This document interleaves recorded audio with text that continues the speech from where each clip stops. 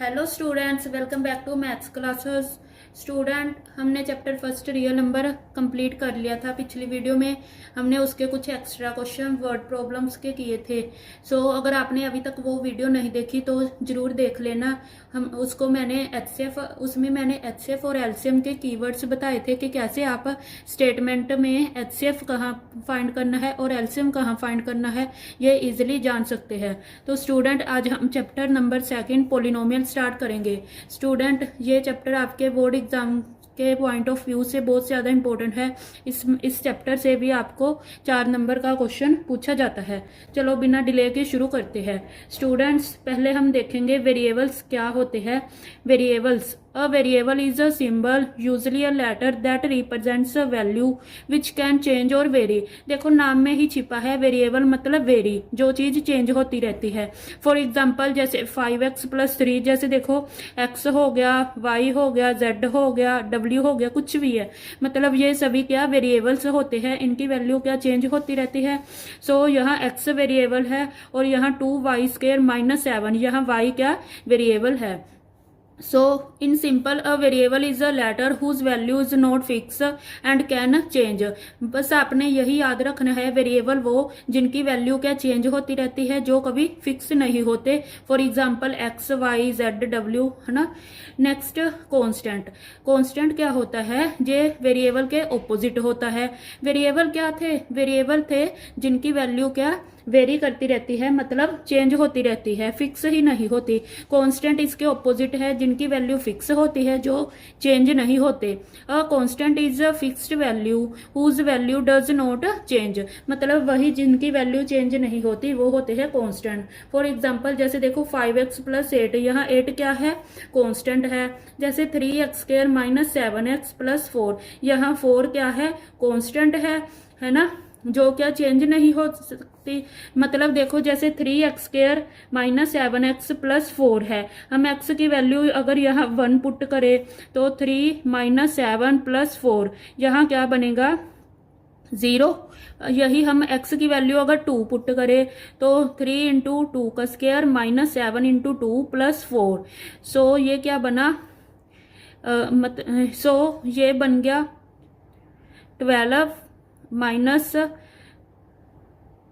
+4 ये बन गया 2। मतलब हम आपने इसमें यही ध्यान रखना है, मतलब कि x की हम कोई भी वैल्यू पुट कर सकते हैं। x की वैल्यू हम 1 भी पुट कर सकते हैं, 2 भी, कुछ भी पुट कर सकते हैं, लेकिन 4 यहाँ क्या फिक्स रहता है। कांस्टेंट क्या होता है, कांस्टेंट जैसे ये हो गया है ना, ये कांस्टेंट होते हैं। और वेरिएबल क्या होते हैं, जैसे ये अल्फाबेट x क्या वेरिएबल है। नेक्स्ट आ गया term. Each individual part of N algebraic expression is called a term. देखो, टर्म में क्या होता है, जैसे फॉर एग्जांपल 5x² + 3x - 7 है, यहाँ 5x² एक टर्म होगी, 3x भी क्या टर्म होगी। मतलब जो प्लस या माइनस साइन से के बाद नंबर मतलब आए, उनको क्या आप टर्म बोल सकते हैं। जैसे फॉर एग्जाम्पल 3x² - 7x+4, यहाँ टर्म क्या क्या होगी, 3x² भी एक टर्म है, -7x भी एक टर्म है और 4 भी एक टर्म है। समझ में आ रहा है। Next, algebraic expression. Algebraic expression क्या होता है, combination of variable, constant and mathematical operation such as plus, minus, multiply, division, equal. मतलब इन सभी के कॉम्बिनेशन को क्या बोलते हैं, अलजेब्रिक एक्सप्रेशन, जिसमें वेरिएबल भी आ जाते हैं, कांस्टेंट भी आ जाते हैं। ठीक है, जैसे एग्जांपल देखो 3x + 5, देखो x यहाँ पर क्या है, वेरिएबल है, और 5 क्या कांस्टेंट है ना। ये सारा क्या है, अलजेब्रिक एक्सप्रेशन। और जैसे 2x² - 7x+4, ये भी क्या है, एक अलजेब्रिक एक्सप्रेशन है। मतलब आप कुछ भी ले लो, जैसे 3x² - 8x + 6, ये सारा क्या है, अलजेब्रिक एक्सप्रेशन है। इसमें ये x दोनों क्या है, x क्या है वेरिएबल है और 6 क्या है, कांस्टेंट है ना। जैसे 5y - 9, ये भी क्या अलजेब्रिक एक्सप्रेशन। समझ में आया, वेरिएबल जो जिसमें क्या वैल्यू वेरी करती रहती है। For example X Y W Z कुछ भी हो सकता है। कांस्टेंट जो फिक्स रहते हैं, जैसे 5x + 8 को हम चेंज नहीं कर सकते, लेकिन हम x की वैल्यू पुट करके ये इधर चेंज कर सकते हैं ना। सो कांस्टेंट वही होते हैं जिनकी वैल्यू फिक्स होती है। टर्म क्या होती है, टर्म जो प्लस या माइनस से पहले के, जैसे ये हो गए, ये होगी टर्म होगी 5x², 3x भी एक टर्म है, -7 भी एक टर्म है। ओके, आपने ये स्टूडेंट ध्यान रखना है, अगर इसके साथ का सिंबल जरूर लेना है। मतलब अगर इसमें जैसे आप कहो अगर 7 यहाँ टर्म है, नो 7 टर्म नहीं है, -7 एक टर्म है, मतलब ये आगे वाला सिंबल जरूर लेना है। ओके, तो अलजेब्रिक एक्सप्रेशन इन सभी का क्या कॉम्बिनेशन हो गया। नोट, ये बात इंपॉर्टेंट है, क्या an algebraic expression does not contain an equal sign, if it contains equal it is called an equation. कहते हैं अलजेब्रिक एक्सप्रेशन जो है इक्वल साइन नहीं कंटेन करता, अगर ऐसे होगा तो वो एक इक्वेशन बन जाएगी। फॉर एग्जाम्पल हम ऐसे इसको नहीं लिख सकते, मतलब इक्वल डाल दिया हमने, है ना, जैसे मैं कहूँ =0, ये एक इक्वेशन बन गई। सो ये कहते कि हम इक्वल का साइन इसमें नहीं लगा सकते, नहीं तो वो क्या इक्वेशन बन जाएगी। सो की पॉइंट्स क्या है, की पॉइंट्स है every polynomial is an algebraic expression but every algebraic expression is not a polynomial. Polynomial, पहले हम की पॉइंट्स करने से पहले पोलिनोमियल की डेफिनेशन देख लेते हैं। पोलिनोमियल क्या होती है, it is a special type of algebraic expression in which the power of variable are whole number. आपने सिंपल याद रखना है, अगर पावर होल नंबर हो तो उसको हम पोलिनोमियल बोलेंगे, पर अगर पावर में नेगेटिव या फ्रैक्शनल, मतलब फ्रैक्शन में हो, तो उसको हम पोलिनोमियल नहीं बोलेंगे। फॉर एग्जांपल 3x² + 5x - 7, यहाँ देखो x की पावर 2 है, 2 क्या एक होल नंबर है ना, होल नंबर वही होते हैं जो 0 से स्टार्ट होते हैं, है ना, 0 1 2 सब, जिसमें क्या पॉजिटिव ही आते हैं और कोई फ्रैक्शन फॉर्म में नहीं होते। सो यहाँ मतलब ये एक पोलिनोमियल है क्योंकि इसकी पावर क्या होल नंबर है, और ये ऐसे ये x³ - 2x + 4, यहाँ x की पावर देखो 3 है, 3 क्या एक होल नंबर है कि नहीं है ना। सो ये भी क्या एक पोलिनोमियल है। जैसे 7, अब आप बोलोगे 7 भी पोलिनोमियल है, 7 कैसे पोलिनोमियल है, इसके साथ कौन सा कोई पावर है। देखो 7 को हम ऐसे भी तो लिख सकते हैं 7 × x⁻0, किसी भी मतलब किसी भी नंबर की पावर अगर 0 हो वो हमेशा 1 होती है। सो हम 7 को क्या x⁻0 भी तो लिख सकते हैं, और 0 यहाँ क्या एक होल नंबर ही तो है ना। सो 7 भी क्या एक पोलिनोमियल है, लेकिन इसको क्या कांस्टेंट पोलिनोमियल बोलते हैं, क्योंकि 7 तो कांस्टेंट है ना, सो इसे कांस्टेंट पोलिनोमियल बोलते हैं। और अगर आप पूछो कि 0 भी एक पोलिनोमियल है, यस, 0 को हम 0 पोलिनोमियल बोलते हैं। जैसे हम 0 के साथ भी तो कुछ लगा ही सकते हैं, 0 × x⁻0 कुछ भी, है ना। तो जैसे 0 × x⁻0, तो x⁻0 तो बन जाएगा। 0 को कोई भी नंबर के साथ देखो मल्टीप्लाई करो, हमेशा आंसर 0 ही देती है, तो इसे कहते हैं 0 पोलिनोमियल। सो नेक्स्ट की पॉइंट आपने क्या याद रखने हैं, every polynomial is an algebraic expression but every algebraic expression is not a polynomial. कहते हर पोलिनोमियल अलजेब्रिक एक्सप्रेशन तो है, पर हर अलजेब्रिक एक्सप्रेशन क्या पोलिनोमियल नहीं है। ये क्यों कहा है, जैसे एग्जाम्पल से समझो, 3x² + 5x - 1, ये एक पोलिनोमियल है कि नहीं है ना। क्योंकि इसकी पावर क्या होल नंबर है। और यही 1/x + 5, ये एक अलजेब्रिक एक्सप्रेशन तो है, क्योंकि इसके इक्वल में कुछ लिखा तो नहीं, ये एक अलजेब्रिक एक्सप्रेशन है, लेकिन ये पोलिनोमियल नहीं है। ऐसा क्यों, क्योंकि देखो 1/x है, हम 1/x को ऐसे भी तो लिख सकते हैं ना, इसको ऊपर लेकर आए तो x की पावर -1 + 5, मतलब 1/x + 5 को हम ऐसे भी तो लिख सकते हैं x की पावर -1 + 5, है ना। और जहाँ -1 क्या होल नंबर है कि नहीं, -1 कोई होल नंबर तो नहीं है। पोलिनोमियल वही होती है ना जिनकी पावर होल नंबर हो, लेकिन -1 यहाँ होल नंबर नहीं है। सो ये क्या अलजेब्रिक एक्सप्रेशन तो है, पर ये पोलिनोमियल नहीं है। नेक्स्ट एक्स प्लस 1/x जे root of x plus 2 3x² plus 5 ये सभी क्या अलजेब्रिक एक्सप्रेशन तो है पर पोलिनोमियल नहीं है। लेकिन इसमें से 3x² प्लस 5 ये पोलिनोमियल है। क्यों? क्योंकि x की पावर 2 मतलब होल नंबर ही तो है ना। तो 3x² प्लस 5 क्या पोलिनोमियल भी है, अलजेब्रिक एक्सप्रेशन भी है। लेकिन जैसे रूट ऑफ x प्लस 2, अब देखो रूट है तो हम x की पावर 1/2 प्लस 2 इसको ऐसे भी तो लिख सकते हैं, है ना। तो हमने क्या बोला था, पोलिनोमियल वही होती है जिनकी पावर होल नंबर होती है, ना ही नेगेटिव हो और ना ही क्या फ्रैक्शन पार्ट में हो। लेकिन ये क्या x की पावर 1/2 मतलब फ्रैक्शन पार्ट में है, सो ये क्या पोलिनोमियल तो नहीं है पर ये अलजेब्रिक एक्सप्रेशन है। और यहाँ जैसे x प्लस 1/x, ये भी x को हम ऊपर लेकर जाएंगे, x की पावर -1 वही कि -1 आ गई, सो ये अलजेब्रिक एक्सप्रेशन तो है पर पोलिनोमियल नहीं है। सो स्टूडेंट्स आपको क्लियर हुआ पोलिनोमियल और अलजेब्रिक एक्सप्रेशन में क्या डिफरेंस है। पोलिनोमियल वो होती है जो जैसे कोई भी नंबर की पावर अगर होल नंबर हो मतलब तो उसको क्या पोलिनोमियल बोलते हैं। इसकी पावर क्या ना ही नेगेटिव होनी चाहिए और ना ही फ्रैक्शन पार्ट में होनी चाहिए। लेकिन अलजेब्रिक एक्सप्रेशन में क्या है, अलजेब्रिक एक्सप्रेशन में मतलब नेगेटिव में भी हो सकती है और फ्रैक्शन में भी हो सकती है।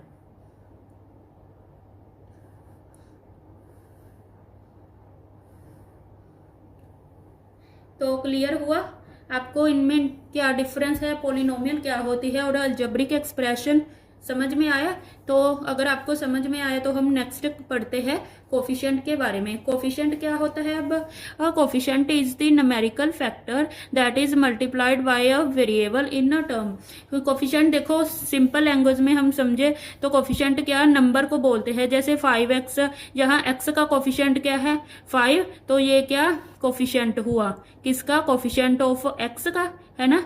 जैसे -3x², यहाँ -3 क्या है कोफिशिएंट है किसका है, कोफिशिएंट ऑफ x² का।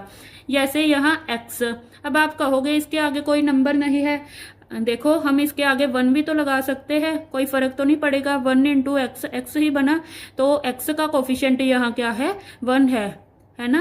तो कोफिशिएंट क्या है, न्यूमेरिकल फैक्टर होता है, मतलब जैसे कह लो नंबर होता है जो मल्टीप्लाई करते हैं हम कोई वेरिएबल से इन अ टर्म।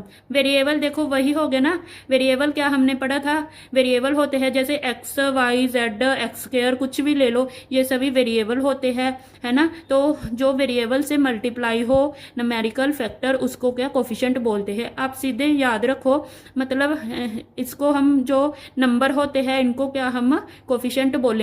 जैसे मैं पूछूं x² का कोफिशिएंट क्या है, आप बोलोगे -3। फॉर एग्जांपल 6y, मैं पूछूं y का कोफिशिएंट क्या है, आप बोलोगे 6। समझ में आया। नेक्स्ट हम पढ़ेंगे अब डिग्री ऑफ पोलिनोमियल के बारे में। नेक्स्ट डिग्री ऑफ पोलिनोमियल क्या होती है, the degree of polynomial is the highest power of variable in the polynomial.